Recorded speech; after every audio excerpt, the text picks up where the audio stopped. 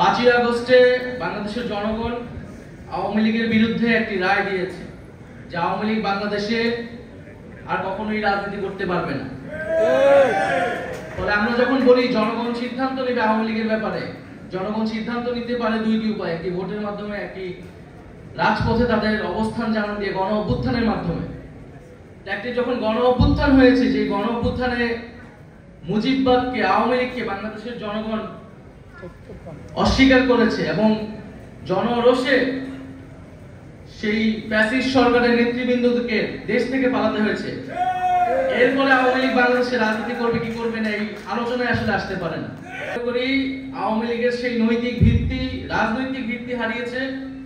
এখন তার আইনি বন্দোবস্ত কি হবে, কোন প্রক্রিয়ায়, কোন আইনি কাঠামোতে আমরা আওয়ামী লীগকে বাংলাদেশের রাজনীতি থেকে দূর করতে পারি এবং একটি গণতান্ত্রিক প্রক্রিয়ায় যেতে পারি, সেই বিষয়ে আমাদের সেই পথ আসলে উত্তরণ করতে হবে। তো সেই জায়গায় আওয়ামী লীগের নিবন্ধন বাতিলটা এই সময় অতি দ্রুত সময় আসলে করা উচিত। বিচার চলাকালীন সময়ে সাংগঠনিক রাজনৈতিক কার্যক্রম নিষিদ্ধ ঘোষণা করতে হবে এবং বিচারের মধ্য দিয়ে আওয়ামী লীগের একটা চূড়ান্ত ফয়সালা হয়তো আমরা পাবো। দ্বিতীয়ত, সংস্কারের কথা সকল রাজনৈতিক দলগুলোই বলছে।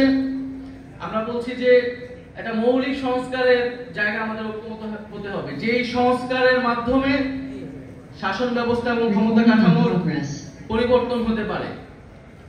সেই মৌলিক সংস্কার যদি না হয়, তাহলে বাংলাদেশের আসলে যে আকাঙ্ক্ষার জায়গা থেকে এই পরিবর্তন, সেই আকাঙ্ক্ষা আসলে বাস্তবায়িত হবে না। তৃতীয়, নির্বাচন খুবই গুরুত্বপূর্ণ এবং নির্বাচন মানে হচ্ছে ক্ষমতা হস্তান্তরের প্রক্রিয়া এবং এই প্রক্রিয়া নিয়েই বাংলাদেশে সবসময় যে রাজনৈতিক দ্বন্দ্ব তৈরি হয়েছে এবং এই শান্তিপূর্ণ ক্ষমতা হস্তান্তরের জন্য আসলে প্রাতিষ্ঠানিক নিয়মের বাইরে প্রয়োজন রাজনৈতিক দলগুলোর সদিচ্ছা, রাজনৈতিক সংস্কৃতি পরিবর্তন, রাজনৈতিক দলগুলোর মধ্যে নিজেদের মধ্যে সেই আস্থা এবং বিশ্বাসের জায়গা অর্জন করা। সেই আস্থা ও বিশ্বাসের জায়গা যদি অর্জন না হয়, তাহলে শান্তিপূর্ণ ক্ষমতা হস্তান্তরের যেই সংস্কৃতি, সেটি বাংলাদেশে আমরা চালু করতে পারবো না।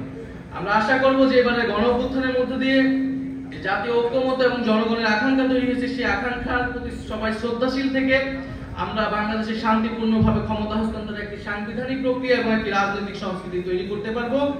আজকে এবি পার্টির ৫ম প্রতিষ্ঠাবার্ষিকী উপলক্ষে আবারও শুভেচ্ছা এবং আমাকে আমন্ত্রণ জানানোর জন্য ধন্যবাদ জানাচ্ছি। আসসালামু আলাইকুম।